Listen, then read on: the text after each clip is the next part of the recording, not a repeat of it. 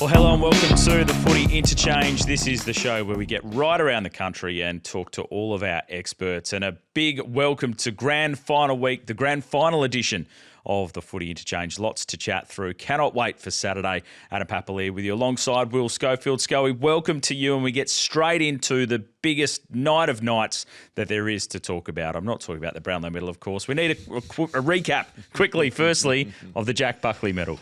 It was a big event, as our great friend Loraya is still with us. She's almost taken herself out on the light there. You okay, Loraya? Thumbs up. Great. Excellent. Look, mate, it was a great night at the Leadable Hotel last night. We awarded the BackChat Backman of the Year, the Jack Buckley Medal. It's the third year we've been doing that. So it was an awesome night, mate. Had about 250 people down at the Leedy Hotel, all dressed in their frocks and their tuxedos, and awarded the only Backman medal in the country, the only Backman award in the country, given where the Golden Fist has gone, unfortunately, for that award. So, yeah, Harris Andrews went back to back. It came down to the last round of the year. He got votes in the last game, and Sam Taylor did not, who was runner-up. Sam Taylor, I think, has been runner-up twice now. So the Nick Dacos of the Jack Buckley Medal. Yeah, correct. So Harris Andrews was runner-up in the first year. So he's been highly consistent, and there's no surprise that he's been top two in the Jack Buckley Medal 3 years in a row, and they find themselves in yet another grand final. Another grand final. Is he aware of the fact that he is the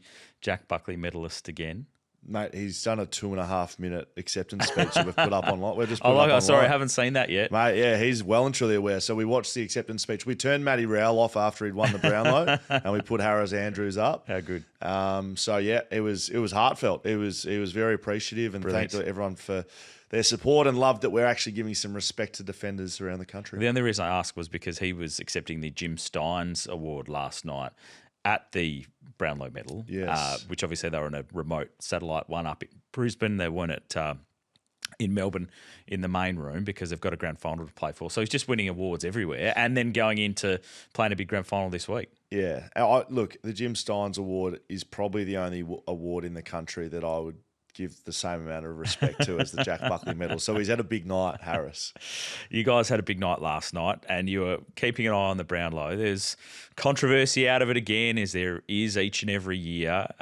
Your first reflections on some of the voting, but I will give you the kudos because you tipped Matt Rowell at the start of the year. You've been big on Matt Rowell all year, and he goes ahead and wins it. Nothing controversial at all. I mean, it's just like, who was meant to win it, won it. Like I don't see the controversy at all. There's a couple of games, I reckon, where he probably didn't have the stat line that probably maybe sort of meant he should have got the 3 votes, but he still stands out, and he's a very worthy winner, absolutely, of the Brownlow. And he won it by a mile in the end. So he should be the Brownlow medalist. But a social investment account sort of says otherwise to that, perhaps. But look, I don't think. I think every Tuesday after this, this happens every year. How's the Brownlow Medal winner get this? Paddy Cripps did it last year, and Lachie Neale's done it before. And any player that wins it, there's always going to be votes where they go, well, how did he get votes? And there's Iwang and Ian Miller game. I had someone on the phone to me today who listens to this show, one of my good mates, saying the system's broken. The system's always been this way. The umpires vote. They don't get stats. Well, they should do. They butcher it. They should get stats. This is what the Brownlow is, and I think. Actually, it's losing not credibility, but a bit of prestige to perhaps what it used to, and not because umpires don't understand the game or anything like that. 20 years ago, 30 years ago, we didn't have access to champion data. We didn't have us public. We didn't know. We just saw kicks, marks, and handballs in the paper. That was about it. I reckon sometimes they put tackles in there, right? And so you kind of just get what you get. But if you think about the best players in the country and Nazia Wanganeen Miller, guys like Zach Butters, guys like Marcus Bontempelli, like they're ones that come to mind and go, well, they're the best players. They don't always win the Brownlow. And this has never been, I don't think, the best player in the country, at least that I can remember. So just like all the other awards, we have to take this for what it is. It's the Umpires Award. They give it for what they see. And it's why I was big on Matt Rowell. The stats don't lie. That's the 14th Brownlow medalist in a row that was in the top 5 for contested ball, top 5 for clearances. What the umpires are watching. Like they're not watching Harris Andrews behind the ball jostle with his opponent, taking intercept marks. They're just not seeing or watching that. they're seeing inside midfielders, and that's Matty Rowell. Because they're around the footy and that's what they see more of. But how do we get it away from that just being an inside midfielder? We don't need to, mate. That's what the award is. No, it shouldn't have to be, because there was a few examples last night where Jesse Hogan kicks 7 goals in a game and doesn't get a vote. You're speaking to the wrong person here, mate. No, because that's what the Brownlow is. How do we get it to be? We don't need different? to. That's what it is. Accept it, mate. That's what it is. It's not a forwards award. They've got the Coleman, right? It's not a backman's award. They've got the Jack Buckley, right? It is a midfielder's award. The last backman to win it was Gavin Wanganeen in '93. Yep. The last forward to win it, I don't know. Who was it? Tony Lockett, Yeah, maybe? it was, mate. It is what it is. I think you're wasting your energy, which is rare from you because you usually know what battles to pick. We're trying to change this award. This is what the Brownlow is. I think it frustrates people a little bit, and I don't want it to lose the prestige that it should have as the highest accolade that you can get. The only way to make it better would be to allow umpires to look at stats, but then that turns it into the coach's award, just given by umpires, or it turns it into the MVP. I think you've got to leave the Brownlow exactly as it is, and we need to change our mindset as to what we expect from the night. I mean, it's just going to be given to an inside midfielder, and good on them. That's what the Brownlow is. You've been to a Brownlow Medal before. I have. Can you take us inside the room as to what it's like on the evening? What year did you go? Did you? I don't know what year. I had long hair, so 15-ish, 14, 15, 16, somewhere there. Yep. Who won? I don't even know who won. That's sort of state I was in. And the thing I'm intrigued in is how does that pecking order of the club get picked as to who attends on the night? I think a Geelong player won it. Dangerfield? Yeah, must have been close. Do you know what year Dangerfield won it? Would have been around there. So I was very low on that pecking order. And so basically it goes like, captain, leadership group. They say, I'm in Egypt, or I'm in Thailand, or whatever. And so you start working your way down. So it goes leadership, and then it probably goes senior players. Somewhere in there it goes like people who are going to get votes. Harley Reid, for instance, at West Coast isn't in the leadership group or a senior player, but he was going to get votes last night. So I think they try to do that. I was stoked to go. Yeah, it was always a dream of mine to go to the Brownlow. I do believe myself and Josh Kennedy, but mainly Josh Kennedy because he was the one getting votes, were the reason that they're not allowed to carry on at the Brownlow anymore, because we were doing the sculling game anytime he got 3 votes. And so we were just absolutely rinsed by the end of it. We were in Isaac Heaney areas. Did you see that? That was so funny. Choking He had the glass right inside his mouth. So, I mean, Tom Rockliff will be probably a man to ask because he was one who's getting votes and actually doing it. But I was just there for a good time. My wife dressed up, looked beautiful, and I got in a tux and got as pissed as possible, to be honest. That's what it was like. It's a bit of a who's who bobbling their heads around, but I wasn't that. I was sort of just there for a good time, and I had a good one. All right, let's go to a man who I reckon has been to a few Brownlows before. Would have been in contention for a few too. Proven vote getter across the career. Tom Rockliff, of course, Rockliff Finance, the superstar from up there in Queensland, and he's looking forward to another big grand final week. There he is. Where is he? Where are you now? He's in Melbourne, is he, already? I was going to do it poolside. I'm over in Vegas. I'm waiting for him to bring the Premiership Cup over. We've got all the silverware over here. We've got the Brownlow Medal. We're going to have the Premiership Cup. We're going to have the Norm Smith. I'm just waiting for all the boys to join me in Vegas. Are you actually in Vegas or are you in Brisbane? No, I'm down the Gold Coast, school holidays, so ducked away, Sanctuary Cove. Lovely little spot here with the boys. So they're in the background. I've told them they've got to be very quiet for the next 5 minutes, which is no guarantee. Nice. Well, before we talk about the Brisbane Lions into another grand final, we're just talking about the Brownlow Medal. Have you got any memories of Brownlows that you've attended and some of the antics that went on? Well, I mean, early days they were good until Fev decided to be Fev and ruined them for everyone. So now they're a lot more, tame, particularly the back end of my career. I think I was robbed in 2013. I actually wasn't there, but I polled 19 votes in 8 games, which was a record at the time. But now they seem to be polling them within sort of 6 weeks, which is incredible. So, no, I mean, it is a great night. It's a long night. Do we need to tinker with it? I think so. Some of the games, I mean, I know Schoey tipped Matty Rowell early on, and I think he's a deserving winner, but I think it's laughable when Wanganeen Miller doesn't get 3 votes in a game that he simply won by himself. I think we need to recalibrate that somewhat. There's some bizarre results on Brownlow night, that's for sure. So, but why do we need to change? I don't think that that's any different to any other year. There's always a couple of games. So Jesse Hogan kicked 7 and had 25 or something. Like, there's always a few that happen like this. Isn't this just what the Brownlow is for you midfielders? Isn't this what it is? Well, that's what I mean, Scott. Like, I would actually like to see an award that can be won by anyone. I don't think that a forward or a defender can win it now in the competition. Jake Melcham against the Gold Coast Suns up here kicked 5 goals, 6, and didn't poll the vote. He's had 11 scoring shots and didn't get a vote. And they only just lost. Like, if he didn't play, they're not even in that game. So I think we need to tinker with it so that actually other people outside of midfielder can win it. We can't continue to have 39, 40 plus votes winning this. I mean, you go back many, many moons ago, it was about 15 or 16 one year the Brownlow, and a guy like Simon Black would have won 15 if the votes were given the way they are now. So I think, is it just that we're so midfield focused and there's such a gap between the best players in the competition and the rest? I don't think so. I think we've become so heavy focused on the midfielders, and as a midfielder myself, I do say we are match winners, but I'd love to see an award that any player on the field could win. I mean, whether it be a centre-half back who has an outstanding year, a centre-half forward, or a ruckman. I think to have it as your premier award and only one group of players can win it, I don't think it's a fair award. I would say that the Coaches Award is effectively that. I don't even know who won the Coaches Award this year.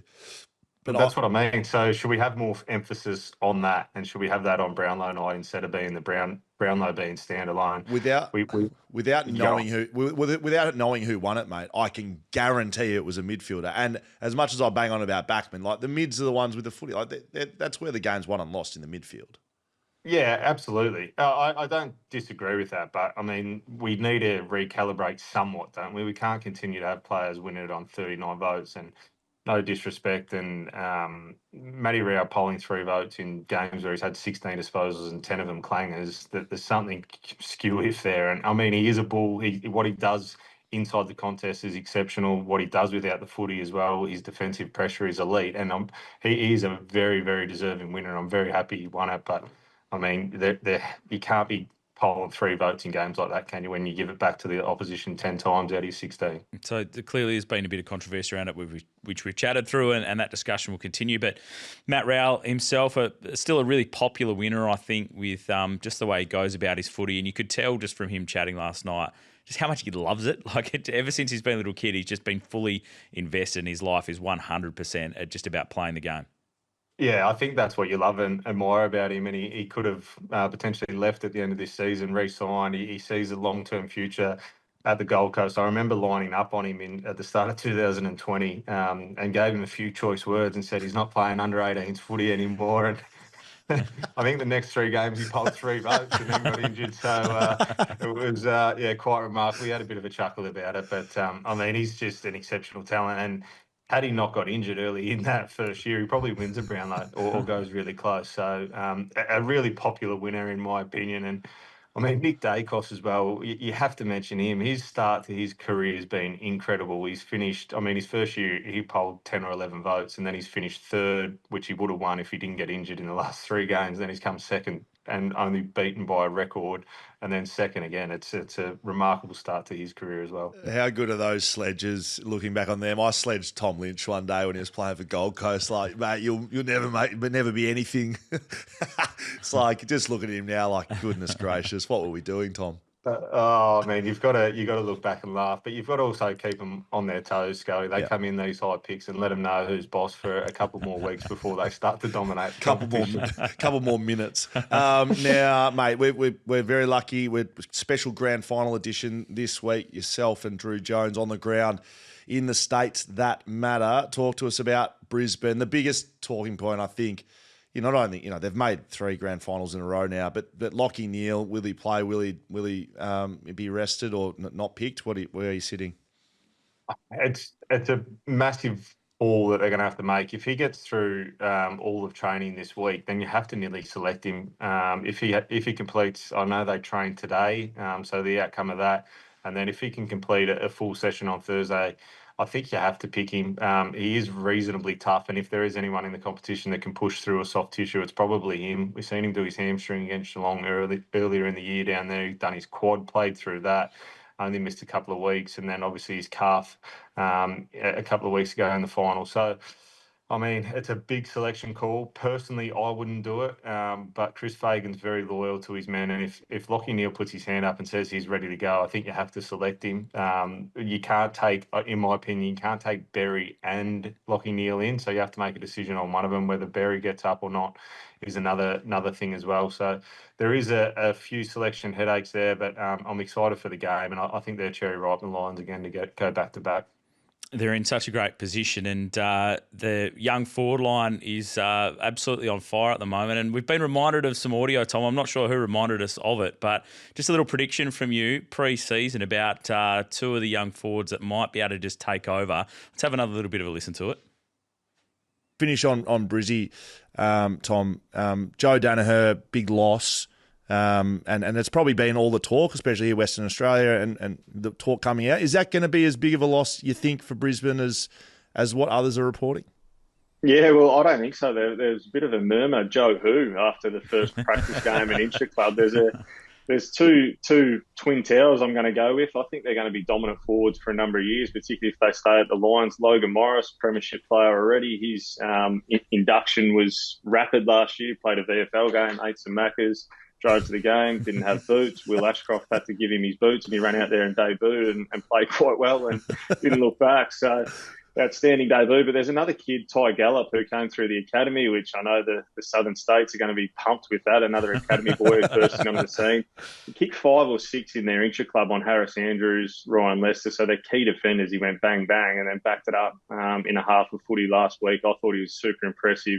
He's got a bit of shit in him, which you love as a key forward to come out. So I think those two are going to carry that Brisbane Lions forward line into the future. Eric Hipwood's still coming back from a bit of groin soreness. So they've got weapons in that front half. But I think Logan Morris and Ty Gallup, by the end of the decade, will be the two dominant key forwards. And people coming up to the Gabba will be just like, how do we stop these two? Yeah. Wow. And that was from back in, February, I think, earlier this year, Tom. You were right onto it early, letting the Footy Interchange listeners know all about this young dynamic duo of forwards at the Lions. Well, all I can say is maybe I got it wrong. Maybe I should have gone by the end of the season, not by the end of the decade. I mean, if there is the listeners out there, we told them back in Feb 25, and I mean, Ty Gallup's final was outstanding on the weekend, prelim final, to be able to step up the way he did in game 4 or 5, and I still truly believe that in 4 or 5 years' time, these two kids are 20 and 19 and doing what they're doing is remarkable. We're patient with these key forwards and key defenders. We give them time. These two haven't been given that time, and they're performing at the highest level. Logan Morris kicked over 50 in his second full season, or his first full season, I should say, and his second season of AFL footy. Ty Gallup's come in, dominated a prelim final. It's remarkable that they're performing at this level as key forwards. We've seen midfielders come in and do it, but not key posts, and they've both dominated, and I'm glad I'm on record as saying that back in February.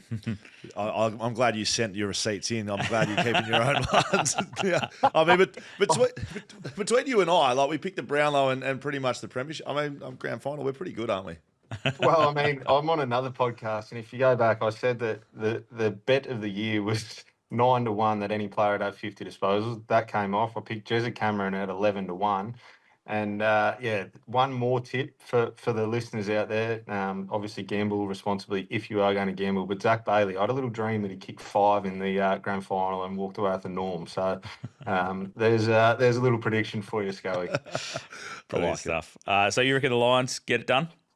I think the Lions will get it done by 27. I think it'll be a really good contest. And then in the second half, they'll flex their muscles somewhat. I'm really looking forward to it. Hopefully it's not a blowout. We've said this the last couple of years, and we've only had really one close grand final over the last 5 or 6. So hopefully we get a really close grand final, and I think it shapes up that way. Brisbane, no fear going down there. I think they'll tinker with what they did in that qualifying final against Geelong. I think they'll learn a few lessons out of it. I'd imagine Jeremy Cameron will have a different matchup to start the game, but I think the Lions would have learned a lot out of that. And if Lachie Neale doesn't get up, as I said, Zach Bailey through the midfield is dynamic and a different player. So chips in on the Brisbane Lions, hopefully to go back to back. So before we let you leave, just on that point with Jezza Cameron, did Leicester go to him to start with, and then they moved Gardner to him? Because I don't think they'll put Harris Andrews on him.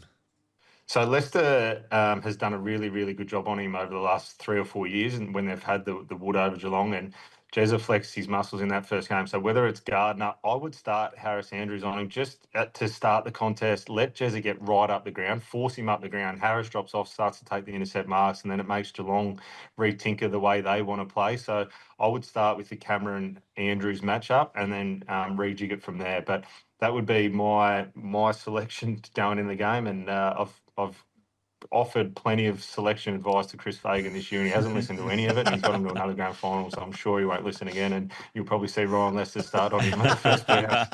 Well, giving you predictions this year, maybe you should listen to you a bit more, Tom. Appreciate your work as always, mate. Let you get back to the school holidays. Enjoy the game on the weekend. Good on you, gents. Thank you. Tommy Rockliff there. Rockliff Finance for all your finance needs. Great to have a chat to him.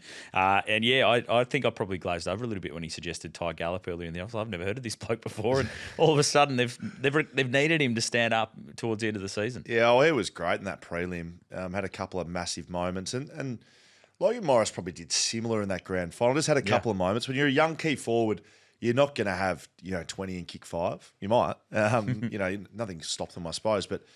You want to take a big pack mark or take it cleanly and give off a handball to set up a goal. If you can do that, I think, as a young player, you're probably halfway there. So, yeah, great to see them both going well. And good call by Tom Rockliff. Yeah, you would have thought no Hipwood, no Danaher, obviously, who'd retired last year, that they'd be in all sorts Brisbane this year in terms of trying to kick a score, but they're still so dangerous. Where do you sit on the Lachie Neale, pick him, don't pick him? Look, I was asked on Monday and I said don't pick him. And that was, not don't pick him. I want him to play, but I thought they might err on the side of caution. I just don't think the grand final is somewhere you want to roll the dice. And that might seem a bit strange, given it's the last game of the year. But just in my experience, I've seen coaches, they want to sort of just do the basics, right? Like, you're a good enough team to get there. You don't need to, risk everything just to play a good player. I mean, we saw the same with Sydney captain Callum Mills. Yeah. We saw exactly the same thing. I think he was coming off maybe a longer layout. Yeah. But he put himself forward and was available to play in that Sydney game. They ended up getting smashed, but he was available for that game.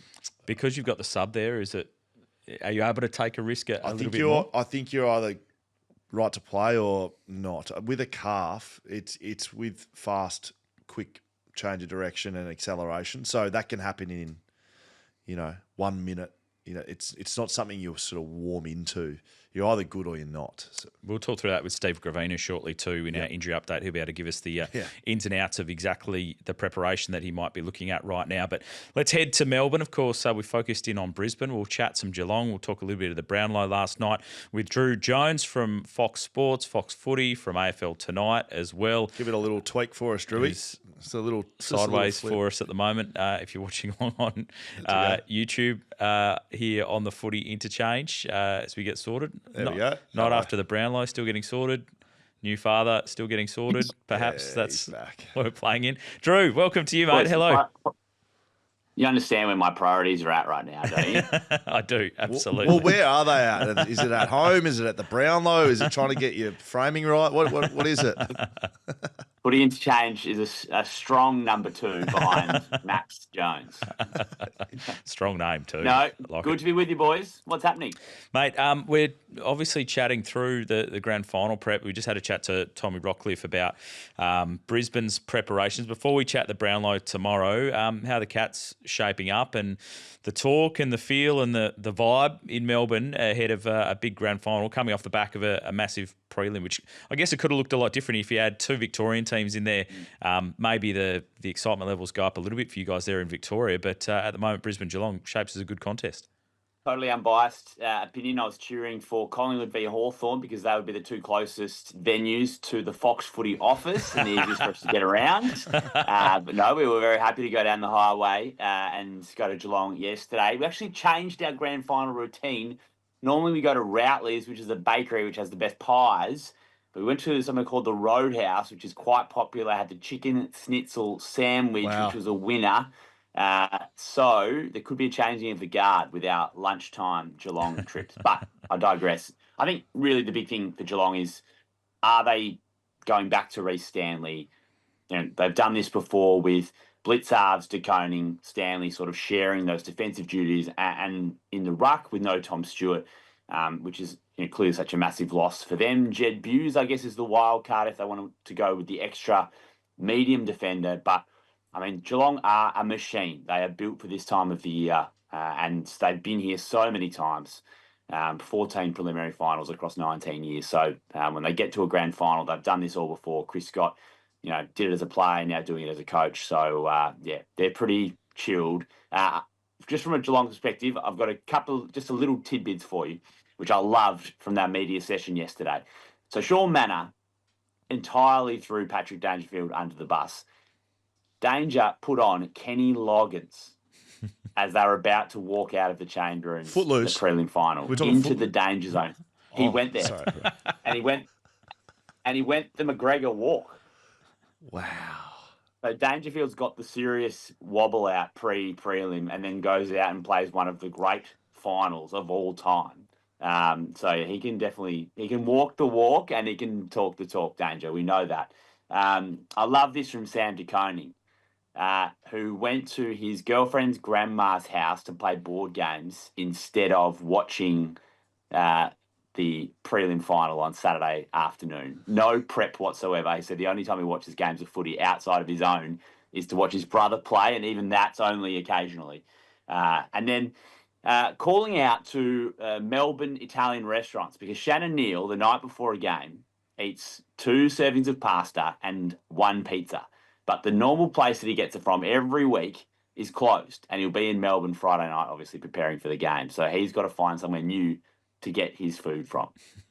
Surely they can get the restaurant open for him just for that night. Surely the Cats can figure something out. You would think they could. So that's interesting on Sam De Koning, given he's a backman, plays in the ruck a little bit, but he's a backman. I hope he does do his prep. I hear that, right, as seasoned defender who, look, I guess there was guys that prepared better than me, but I was very high on vision. That was one thing. I would hate to see him get turned by a left footer or something you should know by watching the tapes. I would hate for that to happen if you don't watch footy. I always found the guys that don't watch footy, it just made me a bit nervous. The sense I got, Will, is he was asked about Ty Gallop. I don't think he knew who Ty Gallop was. What? What are you talking about? I think he learnt about Ty Gallop in the opposition meeting, which may be happening right now. Well, I guess the other side of it, and Geelong seem to do this the best in the country, they'll just say, look, whatever gets you best prepared to play, and maybe that's great for Sam. I just will have a tiny orange flag sitting there right now to just be like, I told you that was going to happen, Sammy. You'd hate to see big Ty Gallop take it. Hey, were you at the Brownlow last night, mate? Yes, on the red carpet. You may have seen my chat with Zach Merritt, which was very interesting. But have you got a specific question for me? No, well, that was it. I was interested to see what the vibe was, as well as Zach Merritt. How you felt like was it a media rollout, or was it fair honesty coming from him? I mean, I applaud Zach for going to the effort. He spoke to probably 7 or 8 different people on the red carpet in what were probably difficult circumstances for him. It was probably time that he addressed some of the noise around his future. But it's clear to me that he's not going back to Essendon, and now it's basically on Hawthorn to offer something of substance to the Bombers to make sure that deal gets done. But Merritt has given a lot to that footy club. He's going to probably win a 6th best and fairest. He's done the time, and they haven't been able to get back competitive in competing to play deep into September. So he wants to chase success elsewhere, and I think that's fair enough. You can debate whether the captain should be requesting a trade with 2 years on his contract. But, I applaud him for facing the music last night. Can I just ask about Essendon? Because I think I saw, did David Burham step down this morning as the president? Look, I'm sure you have far better contacts than I do, Drew, but I heard some rumours over the last 24 hours that Essendon still are saying they're not going to trade Zach Merritt. That entire football club is under a lot of pressure right now. Huge amount of scrutiny. So Dave Barham has handed over the presidency reins to Andrew Welsh, who's been working really closely with, who's the vice president now takes over. And I think he sort of cited the fact that Welsh is a bit younger, has a bit more, I guess, exuberance and energy to put into the role. But Barham has done, I guess, a reasonable job at trying to stabilise the club in the post-Rutten era. It's just, I guess, a question of whether you think he's actually succeeded in that job. But yeah, what we know is that tumult is the constant for the Essendon Football Club. And Zach Merritt wasn't mentioned in Dave Barham's statement today. He applauded the leadership of Vozzo and Scott, but he did not mention the captain of the footy club. Interesting times at the Bombers. The fallout from the Brownlow for you, obviously we spoke off the top of the show about a controversy around some votes going here and not there, which happens each and every year. It just feels a little bit more pointed this year, perhaps. Well, certainly the Nasiah Wanganeen-Miller one. I mean, maybe some people might say it's petty to just pick out one incident, but for me, this was the straw that broke the camel's back. I mean, it's just entirely ridiculous that he wouldn't get the 3 votes in what was one of the most outstanding fourth quarter performances that we've ever seen. But for the entire game, 34 disposals, 4 goals. I mean, I just can't understand how those umpires have sat in a room afterwards and discussed who the 3 votes should go to, and it doesn't end up with Naz. 2 of those umpires have retired, as a side note, and won't be a part of the AFL next year. But I think it's reasonable for the umpires to now be given the stats post-game just to mull things over. Matty Rowell obviously got some votes in games where he had lower numbers, and I think that happens probably every year for the winner. And I don't want to take anything away from Rowell. I mean, he was a deserved winner of the Brownlow, had an outstanding season, but I think common sense should prevail here in post the Naz incident. What's the common sense? What, give them stats? That changes. I'm just against everyone's views on this, but I just think I don't really know what's different. This is just the Brownlow. This is what happens. So what's the common sense? What, they get stats? Is that how you fix it? Well, that's one step in the right direction. From, like, at the moment, if they make an egregious error, the easiest place to go for us is to say, well, they didn't have all the tools available to them. Why not give them everything? If they still make mistakes, well, then, what do you do? I believe the umpires have asked for that in the past too, to get a bit more access to that information. And it might, in that instance, where players only had a limited impact on the game, but still featured in certain parts and got votes for it, that could help alleviate some of those. Drew, just before we let you go, the wash-up, a bit of a post-mortem for either Collingwood or Hawthorn, anything out of those two sides after they lose in the prelim? I think the Collingwood discussion is really interesting. I think they certainly bounced back strongly after missing the finals last year. The ageing list is always a discussion point. Jamie Elliott being heavily chased by Gold Coast with the possibility that he leaves the footy club.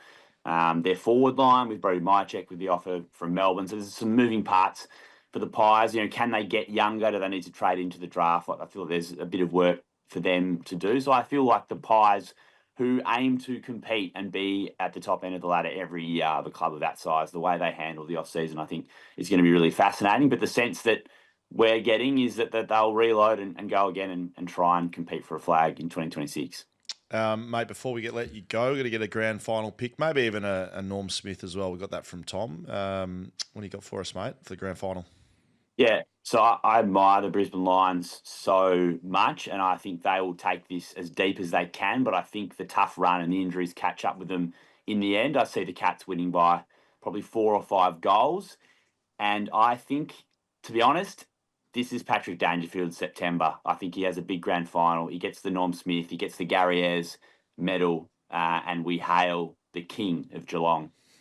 He could be the king of all time. I don't know. He's doing some serious stuff as a 35-year-old. I mean, he's going to put himself right up there as the best to have ever played. Yep. Yeah, he's moving into those calculations. Brilliant stuff, Drew. Great to chat, mate. Enjoy the week. On you, boys. Drew Jones there from Fox Sports, from AFL Tonight. Check it out.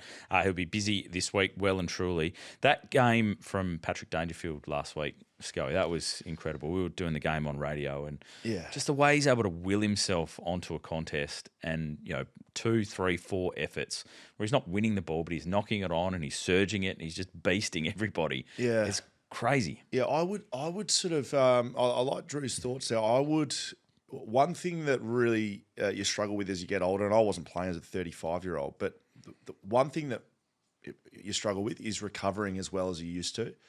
Now, it's grand final week. I'm sure we've heard reports all week how well he looks after himself, and that's why he's still able to play at the level. But it doesn't take away from the fact that I think he went to a 12 out of 10 in that game. Like, he was gassed. Every contest, he was at 100%.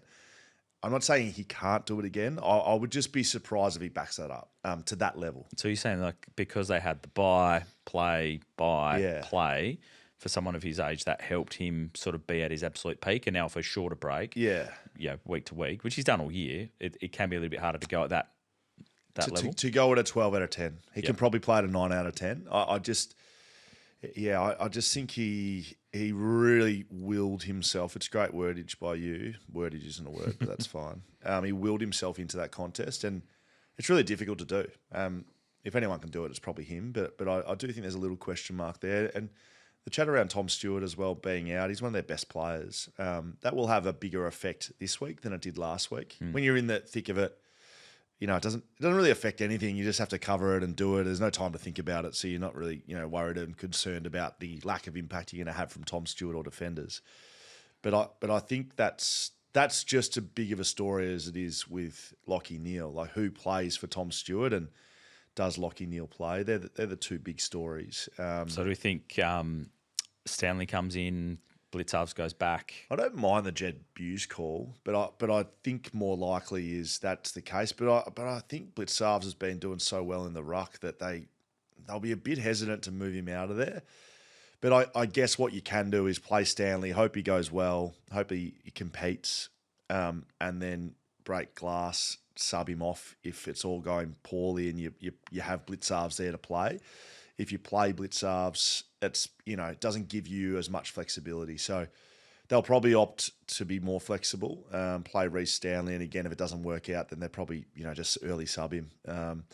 Be able to do that, but yeah, it'll be certainly an interesting week ahead of us. We'll get through all the superstitions that come around with Grand Final Day, the ones to watch. I haven't spoken about this on any shows really. Most sunglasses in the parade, they'll lose. Last to be touching the cup, they will win. Winning the toss and kicking to the punt road end, I believe. And whoever kicks the first goal will lose. So there's a bunch you can watch out for. It'll be a good week. Grand final week always is. You're heading over there, aren't you? I am, yes. We'll be calling it for radio, so very much looking forward to heading over for a couple of days. Very lucky to be able to do that. Nice. Didn't want to take the footy interchange with you, being mate? in position at the MCG. You couldn't couldn't quite get you all over the line, unfortunately. No, sorry. Doesn't sound like you put a lot of thought into us. I didn't actually at all. I was like, I just looked after myself and kept myself over there instead. My usual operation as Skeeter well. and I might go for a beer over there at some point. Skeeter's there too. Yeah, he's going over too. Far out. So why seriously, are you going to be there? Footy Interchange with you, Shelter Footy Cast with Skeeter. Yeah. And I'm stuck here in Perth. No, I chose to be. I didn't want to go. You did. No, it's always a good couple of days and very lucky to be over there and involved in the thick of the action, which should be great. Hey, can we touch a bit on just some Western Australian stuff? Yes, I was going to do that right now. Thanks to Heyscape, of course. They've got that great giveaway going on right now through till the 30th of September. They've got that new style of cabin in Denmark that they're going to be launching, Schoey, a dual cabin complete with the outdoor bars, a private sauna, and the e-bikes as well, all thanks to Heyscape, and they're giving that away too. So great prize if people want to get involved. Yeah, dual cabin means like you and I could go and we could stay in either. And we don't have to stay in the same room. I don't know if there's 1 or 2 baths down there, but see how we go. No, I think it'll be actually really good for families. So we know that you're sort of the mayor of the southwest down there. Denmark's a little bit further down. It is, but very good place. Yeah. Very nice. Love it down that way. So the prize includes 2 nights at the Denmark cabin, 2-course meal for 2 at the Dam, a drinks package as well. Check out the BackChat Instagram if you want any of those details to get involved. and check out heyscape.com.au. Just WA chat. So a couple of things out of the Brownlow in particular. So let's start with Fremantle. So Murphy Reid wins the Rising Star pretty unanimously over the voting panel in the end. But, I mean, he had an exceptional year. Yeah, he lived with Andy Brayshaw for, if not all, like some of the year. And, you know, Andy Brayshaw finishes fifth in the Brownlow. So pretty good establishment, breeding some good footballers there. I dare say that that's not a coincidence. You know, Andy Brayshaw had a bet with Patrick Voss around their drinking, I believe, and their professionalism. And it took Patrick Voss to a new level. He brings Murphy Reid as the best young player. You know, as always, it's player responsibility, and those individuals are, you know, ultimately responsible for their own decision making. But I think from a cultural perspective, having a vice captain like Andy Brayshaw helping players like that, I wouldn't be surprised if there's other hubs of players doing the same thing. The thing that stuck out with Murphy Reid, though, I think all year was just his composure and how much time he seemed to have out there too. I mean, the way he was able to think through situations, it's almost a little bit Pendlebury-esque in terms of being able to release a handball to someone. Before he even gets the footy, he knows where he's going to put it. I'd go like, I'd equate him to Toby Green, young Toby Green. He's similar size. We haven't seen him probably run and jump an overhead mark like Toby can, but he's pretty similar size and shape and smart. He's almost got a similar kick to him. He sort of doesn't have that real penetrating one, but he runs, he carries, he's smart with the footy, and, you know, can put it on a dime anywhere between 0 to 35. So I think that would be a good representation. I know Pendlebury, it's a good one to wheel out, but there's not going to be many like Pendlebury. Not really, but more just in Time and space. in the traffic when it's all chaotic around him. He seems to be really cool and composed in that. And as you said, his field kicking too. I mean, he kicks it softly, if that makes sense. Yeah. Like he can just lay it out into the path of the forward, and he's certainly one for the future as he gets a bit more midfield time. Andrew Brayshaw finishes one vote ahead of Caleb Sarong, with Sarong being more favoured to finish higher than what Brayshaw would in the Brownlow. Yeah, Andy Brayshaw had a year that probably exceeded some people's expectations of him in the Brownlow, but, you know, we know those two players, they dictate Freo's sort of success and failure, and I'm sure they'd like to see Hayden Young up there in the Brownlow as well next year. I think if Hayden Young can get top 10 in the Brownlow next year, Freo will play, well, they'll play in a prelim at worst. If Hayden Young can have that sort of year, and it means Andy or Caleb doesn't, I think that's a good thing for Freo. But, yeah, certainly a great result for Freo on the night, and, did really well. For West Coast at the Brownlow, as expected, given they only won the one game for the year, they finished with 12 votes, the lowest in Brownlow history under the 3-2-1 system for a team, beating their own record of 15 set 3 years ago. So Harley Reid and Liam Ryan both tied on 3. Reid got 3 lots of 1 vote. Liam Ryan got 1 best on ground. He was the only Eagle to get a best on ground all year. Brady Hoff, 2. Liam Baker, 2. Elijah Hewitt, 1. And Ryan Marrick finished with 1. I don't want to go too harshly, but I mean, that's the worst of all time. That speaks for itself, doesn't it? Well, when you only win one game, you're not going to get many votes, hey? Generally. Yeah, but even the other teams that got one game did better than that. It's the worst of all time. Yep. So I don't know. I don't know what to say to that. It's not a good result, because it means that even when they're playing poorly and they're losing, you know, they can't have that. Players aren't contributing to the level that's the 3 best players on the ground. Now, we've had all these discussions around the Brownlow and, you know, where all that sits, but again, every other team has the same rules to that. So, yeah, to me, that speaks to the individual performances of players within those games, and it's been lacking, and to the point where it's the worst ever. WA update, thanks to Heyscape, but we'll talk a bit more about clearly West Coast, I think, in the next couple of weeks as the trade period opens up and they start to position themselves with draft picks and what they're going to do there. I think it's going to be a really interesting couple of weeks. Let's go to our injury update now, thanks to Frontrunner Physiotherapy. Steve Gravina is with us. Steve, great to chat to you, mate. And as always, grand final brings up some of these selection conundrums for teams. The biggest one being Lachie Neale coming off that calf injury. Can you talk us through what the Brisbane Lions medical staff might be talking about right now? Lachie Neale, what he would need to tick off this week, and whether you think he's a chance of getting up? Yeah, it's going to be fascinating to see what the decision they land on. when they call it a 4-week calf at the start, it's interesting to know whether, that's what they were intending internally or that's just what they put out publicly. Because if that was the plan from the start, then, the first couple of days, even the first week would have been quite conservative compared to what you would normally do to get someone up for 21 days post calf. So I think it'll be a 22-day turnaround if he does get up. Which would mean he's starting behind the 8 ball in terms of his prep. He's obviously been doing everything else around recovery in terms of, the publicised hyperbaric chamber and everything. But from actually a reconditioning and reloading perspective, you'd hope that he's, had the appropriate build to give him a good chance to, prove fitness for selection this week. But they're going to be having to put him through the ringer. So they would have had to have done a really meaningful session on the weekend, and that's close to max high-speed running and repeated efforts at high speed to test the fatigability. You can get someone to do a sprint to see if they can function and the tissue can stand up, but then repeat sprinting will start to fatigue the tissue, and you've got to make sure that it can withstand that.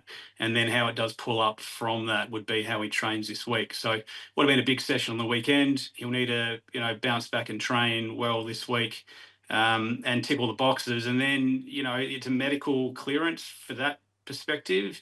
Then it goes to the conditioning staff, and they have the bigger discussion with the coaching panel on that calculated risk, given, missing the quad, 5 games with that, and then missing with this calf, what overall level of conditioning he is, what risks that brings for him, and then the greater permutations of if he does go down, how's the list of the rest of the playing group look to be able to cover him if he does miss, and then the other question on being a sub or not would come up. So on that question then, is it a bigger risk, less risk, the actual function of the calf? Can you help us understand, is it, fast moving? Is it side to side? Like what's going to put him under the most risk, and playing him sub? Is that even a good solution? So the calf plays a massive role in just jogging. So, and that's the biggest thing, like being able to cover the ground. It's not so much the high speed stuff, which is where we see with hamstrings going. When we're running, every step we take, it's 4 or 5 times body weight gets absorbed through the body, and half of that load goes through below the knee. So calf, Achilles, plantar fascia, they take the biggest load. And so the jump from walking to jogging is the biggest. And that's where sometimes you see guys pin calves in warm-ups because they're just like starting to go, and then it takes a big load to even take our own body weight when we run. So it's not so much, can he get up to speed? It's can he sustain, 4 quarters of footy, which does, play in his favour when it comes to maybe only getting through a half. But, if you're sitting on the bench, and again, as a veteran athlete, we saw it with Fifey this year, sitting there and being cold and then being called upon, you got to make sure he's going to be doing a really extended warm-up to give himself some confidence to be able to hit the ground running. But this would be the situation where, as a sub, he could definitely play a meaningful role. It's just how that looks, and then who else are you going to bring in with it? They're going to have question marks on Jared Berry as well, maybe even Josh Dunkley. Can you touch on both those players? Yeah, Jared, unfortunately, another shoulder dislocation. So this is the second time in, a month or so, which does really raise question marks on that shoulder's ability to withstand the rigours of football. Once it goes out a second time, the chances of it continually going out are high. Incredibly painful to happen. When it goes back in, sometimes it can actually be, manageable. But they've obviously subbed him out on the weekend, so it must have been quite a high, dysfunction and pain level once it did go back in for him. It's a huge risk, particularly if you're going to be looking at Lockie. So, the chances of Jared shoulder dislocating again in this game would be really high, and you'd have to almost expect that it would happen. So then it comes down to who else you're taking in. And if you've got a sub that's right to go and ready and they're capable of playing 4 quarters of footy, then, it would give you more confidence if Jared's that important a player to roll the dice with. But if you're going with Lachie Neale as a sub and, Jared's shoulder goes out in the first 5 minutes and he can't continue, then you've got to put Lachie out there for 100+ minutes. Then that becomes a real performance issue for the club, because if then you're potentially losing 2 of them and then you're in all sorts. Josh Dunkley, by the sounds of it, tweaked his ankle, was sore, saw the docs, maybe had an injection, pulled up reasonably well, and has been cited to be moving okay this week. So he'll play. He may have the benefit of painkilling injections, but that's the kind of injury you can manage. But for the other guys, big calls this week.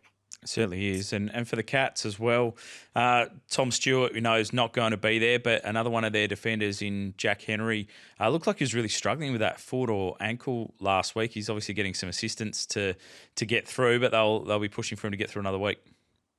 Yeah, it looked like he landed pretty heavily on the ankle and sort of really jammed up the front of it and was struggling to weight bear immediately after. They took him downstairs, and whether, it was just one of those stingers that calmed down really quickly, or they were able to provide some pain cover through medication or an injection, it sort of turned around really quick and he was able to play a meaningful role.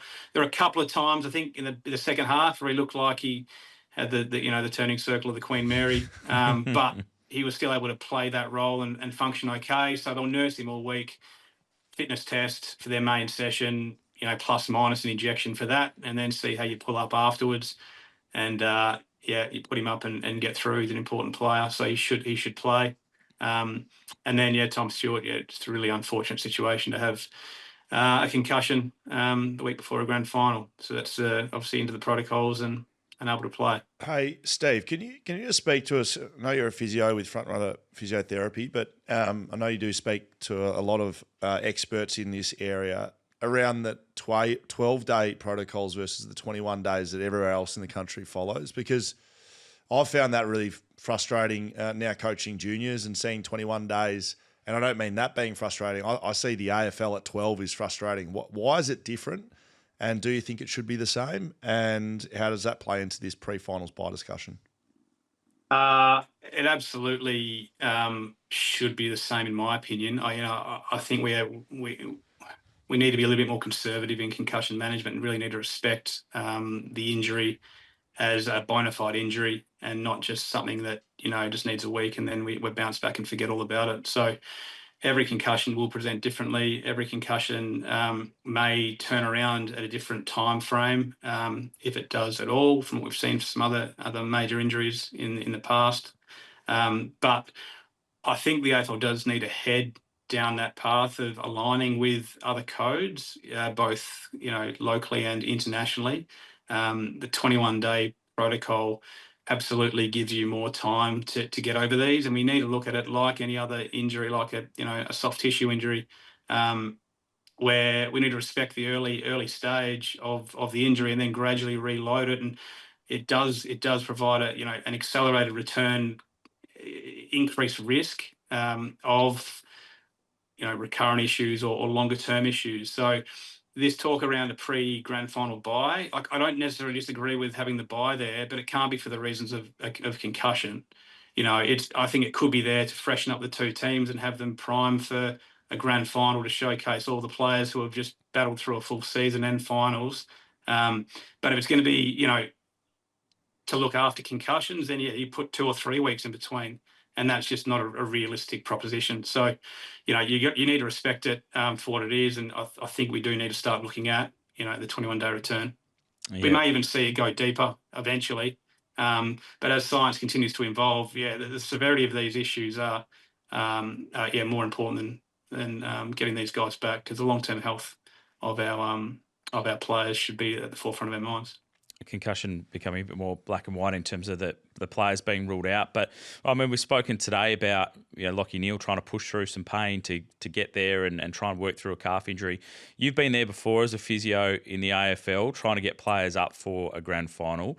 You didn't know we were going to play this, but I'm sure it's come across your desk in the last week or so. Jeremy McGovern was interviewed on Channel 7 last week, and I just did hear, Schoey, Steve Gravina's name mentioned a couple of times as Jeremy McGovern was battling to get up for that grand final, and the help that our man Steve Gravina gave him. Let's just play a little bit of that for the listeners now.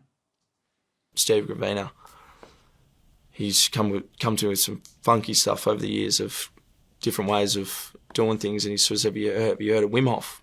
I said, no, I haven't. And he sort of showed me. He said, I think we need to try Wim Hof. This is your last chance. And it's just pretty much in your nose, out your mouth. You do 30 big inhales, then you hold your breath. Then you go again and you do sort of 3 rounds. And as soon as I started to get my chest and diaphragm and everything moving, he started flushing it out. I started feeling heaps better. And so we're doing that all day, every day, and then we'd massage and different types of movement, pool running and all these types of things to try to get it going. And we were doing that before the parade. And Steve Gravina just said, look, we need this next 2 or 3 hours because he's got captain's run, Sabo, and he's not going to be able to do it unless we keep going with this. So it's a $50,000 fine in the club.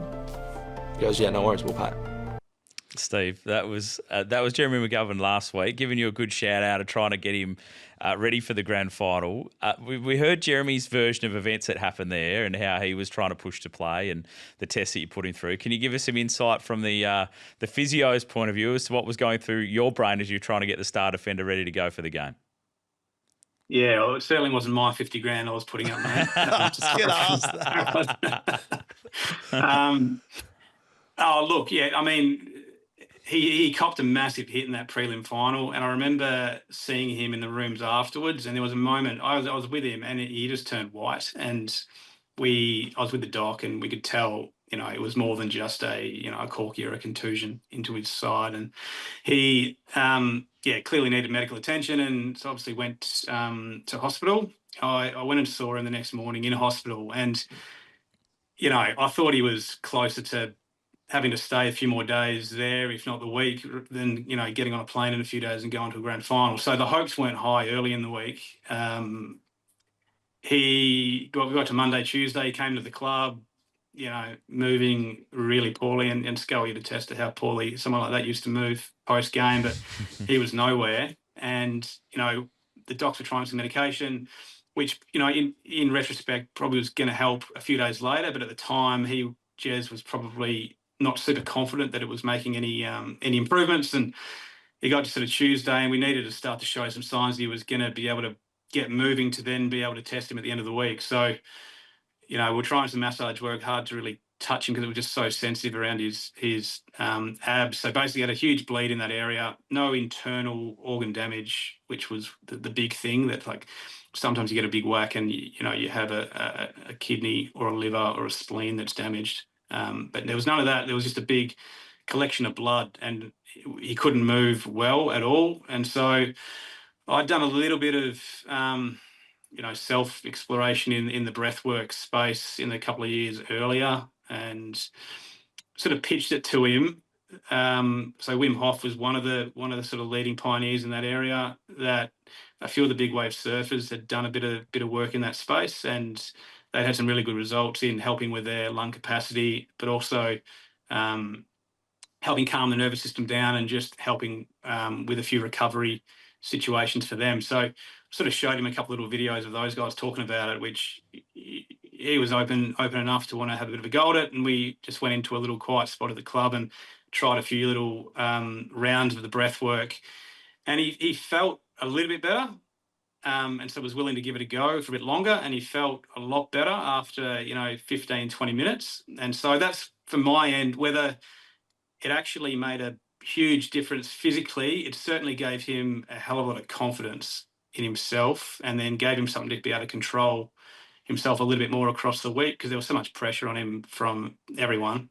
So he could sort of go away and sort of lock himself away and go through this breath work regularly, and he was feeling better and better. And so that was maybe just a little clinch that helped him get over the edge. And then we got him through a little jog pretty poorly, but that gave us enough confidence to get him on the plane, and got him up for the rest of it. And then there's a little bit of mail at the back end, I think, from him, but we got him through. Jeffy and I put him through a little fitness test at the end on under the G in the rooms, and we passed him fit somehow. He played and did it well. Who made that decision at the end to tick him off, and how much did you actually put him through the ringer to test him out? I had a crack, so I got him to stand up, face the other way, run backwards, arms overhead at me, and I had a bump bag, and I ran straight at him and tried to put one through him. But I mean, I'm 80 kilos. He was over 100 at the time, and he put a little bit of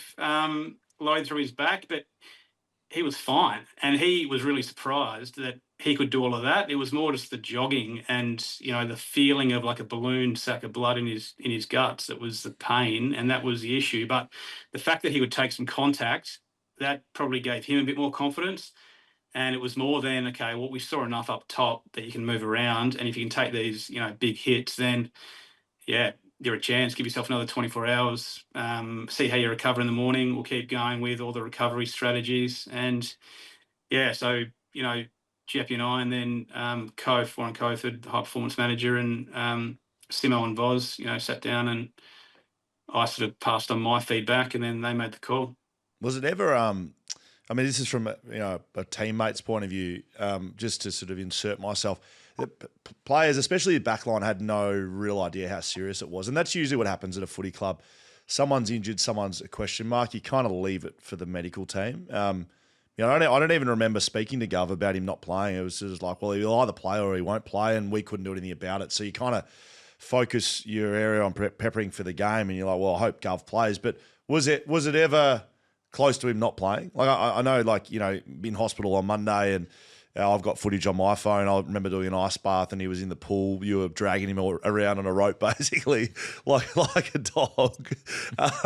But was there ever a chance late, like I'm talking Friday or even Saturday, where it was like, well, I'm not going to play? Oh, 100%. Like on the G, at captain's. Obviously he spoke about a little bit about, we weren't even going to go to the parade because we needed more time to get him up into a position where we could test him at the G. And then that time got taken away from us. So he was really a 50-50 at best going into captain's run, because he hadn't done anything more than a little walk jog at Lathlane before we flew out. And so we really didn't know. We were hoping he'd just get moving and get going again and be able to function, but we hadn't done any speed, any kicking. So there were a lot of unknowns. And so, there were a lot of permutations around if he doesn't get up, who comes in. And the captain's run gave us a little bit more confidence.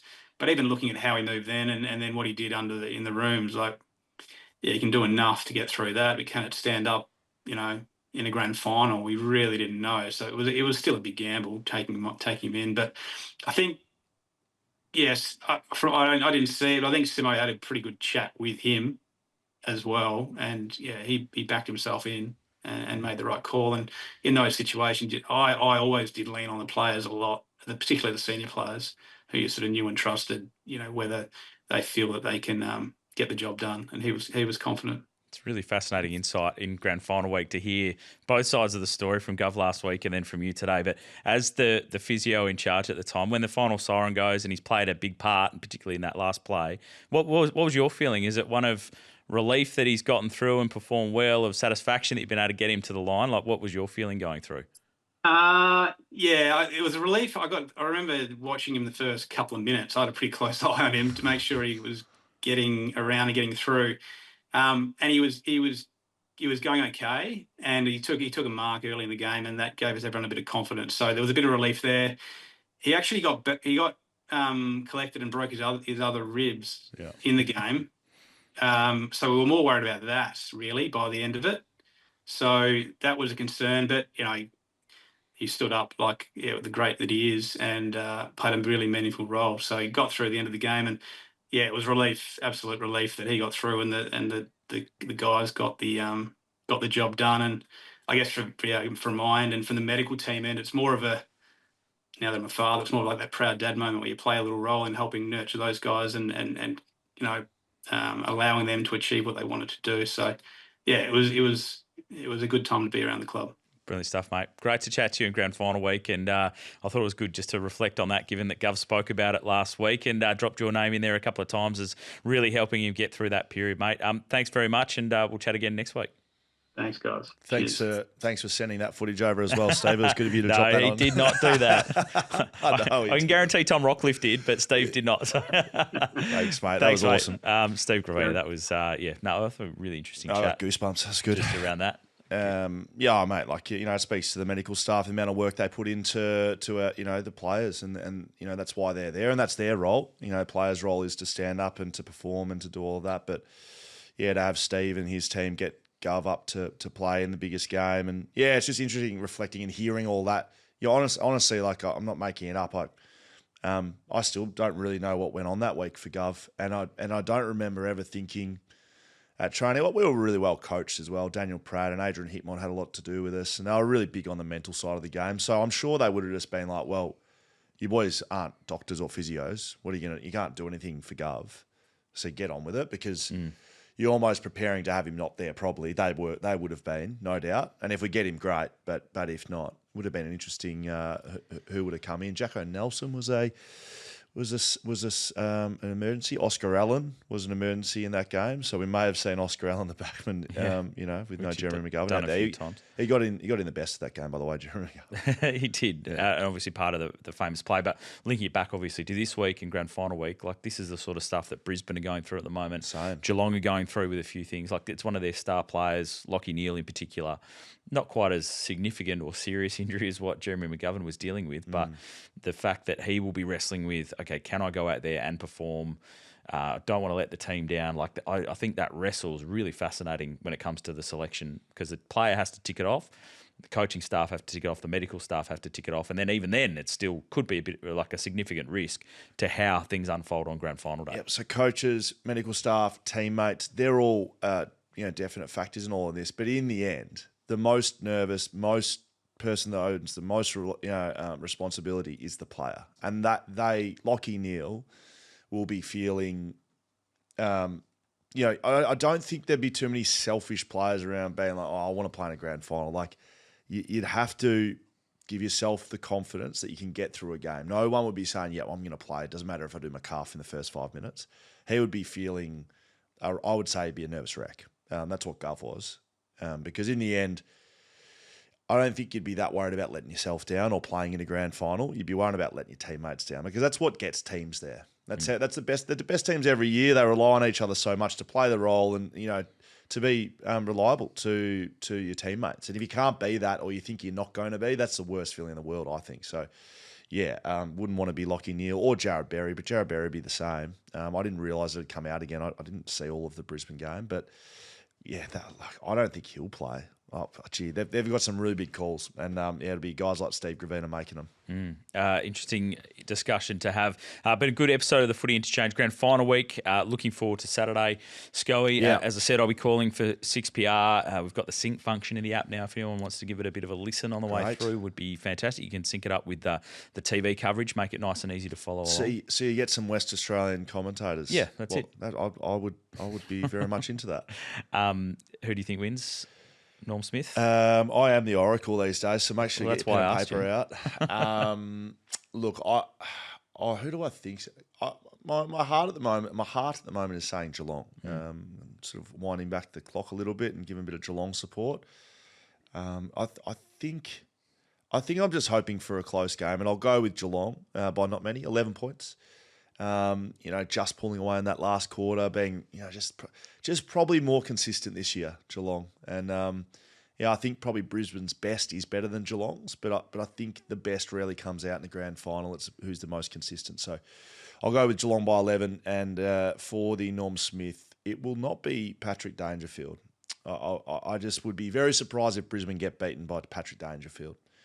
So in saying that, the Norm Smith from the Geelong Football Club will be Max Holmes in a pretty good story after missing with that hammy. Oh, you're going to copy my A? Well, I was thinking him because of the storyline. And I'm all about looking at storylines. So given he misses a couple of years ago, for him to win it would be an amazing storyline. So you're copying me? Sort of, yeah. My head says Geelong, but my gut actually says Brisbane. Right. Because, again, the storyline. I actually think that if they win the flag this year, I think it's a far better achievement than last because of the adversity that they've had to go through. Yes, they had those great comeback wins last year, but I think from a personnel injury point of view, if they can get up and win this one, again, it's scary for the rest of the competition given what they're going to be adding to their side into future years, but it'll be a pretty remarkable achievement if they can get it done. So who are you picking? Same for the Cats too. I think Geelong will win it. By? I think Geelong will win it. 1 point. It's a game for the ages. That's purely as a broadcaster wanting it to be close with a kick in it late. So, I'll cop that. Close grand final is a good grand final. Thanks, Schoey. Nice, mate. We're going to continue on, by the way. We're going to go all the way through to trade period. We just talked about that pre-show, yes, and this won't be the last show. Yeah, and we'll have plenty of time to answer your questions, which we're going to do on the Footy Interchange Exchange as well, which will be out on Thursday. But continue to send your questions through over the next couple of weeks as we get into a big trade period. This has been the Footy Interchange.